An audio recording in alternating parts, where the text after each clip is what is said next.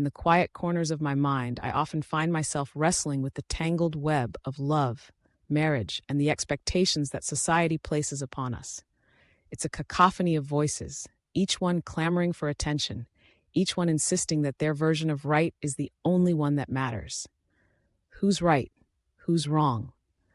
It's a question that echoes through the halls of my heart, reverberating with the weight of every relationship I've ever witnessed, every vow exchanged, every tear shed. Love, in its purest form, is supposed to be simple, isn't it? Two people, drawn together by an inexplicable force, promising to stand by each other through thick and thin. But then we layer on the complexities.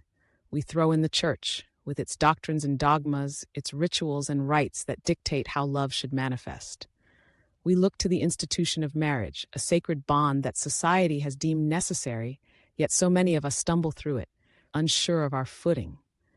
It's as if we're all actors in a play, reading lines that were written long before we arrived on the stage, and we're left wondering if we're delivering the performance the audience expects. I think about my parents, how they navigated their marriage with a blend of love and obligation.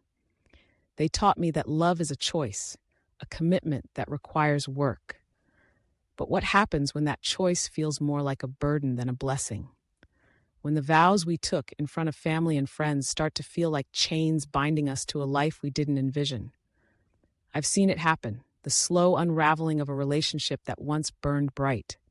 The laughter fades, the intimacy wanes, and suddenly we're left with two strangers sharing a home, a life, but not a connection. Who's right in that scenario? The one who stays, honoring the commitment, or the one who leaves, seeking happiness elsewhere? And then there's the church, with its unwavering stance on marriage as a sacred covenant. It preaches forgiveness, understanding, and the importance of working through our differences. But what if the differences are too great? What if love morphs into something toxic, something that stifles rather than nurtures? I've heard the stories of women who endure years of heartache, convinced that their suffering is a test of faith, that they must endure for the sake of their children, for the sake of their souls. But at what cost?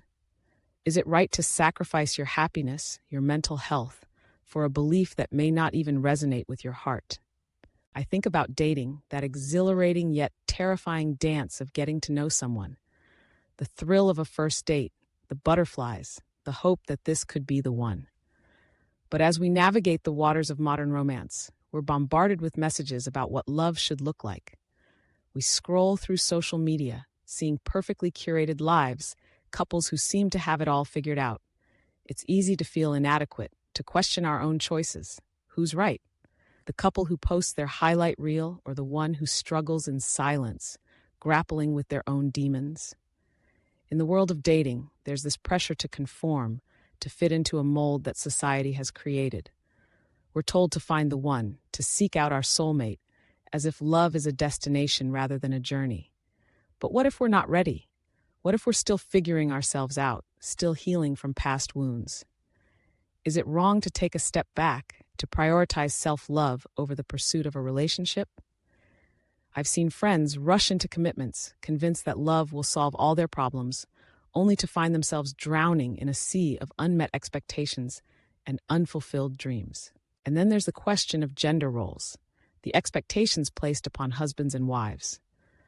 The traditional narrative suggests that the husband should be the provider, the protector, while the wife should be nurturing, the heart of the home. But what happens when those roles clash? When a wife yearns for independence, for a career, for a life outside the confines of domesticity? Is she wrong for wanting more? Is he wrong for feeling threatened by her ambition? It's a delicate balance, one that requires open communication and a willingness to adapt. But too often we cling to outdated notions of what a marriage should be, and in doing so, we risk suffocating the very love we sought to cultivate. I think about the couples who have weathered storms together, who have faced adversity and emerged stronger. They inspire me, but they also make me question my own choices. What is the secret? Is it compromise? Is it understanding? Or is it simply luck? I've seen relationships that thrive on differences, where partners challenge each other to grow, to evolve. But I've also seen those that crumble under the weight of unmet expectations, where love turns to resentment and bitterness. In the end, I realized that there is no definitive answer to the question of who's right and who's wrong. Love is messy, complicated, and often contradictory. It's a tapestry woven from the threads of our experiences, our beliefs, and our desires. Each relationship is unique, shaped by the individuals involved and the circumstances they face. Perhaps the key lies not in seeking absolutes, but in embracing the ambiguity, in recognizing that love is not a one-size-fits-all endeavor. So I sit with my thoughts, pondering the intricacies of love, marriage, and the choices we make. I remind myself that it's okay to question, to doubt, to seek clarity in a world that often feels chaotic. Love is a journey, not a destination.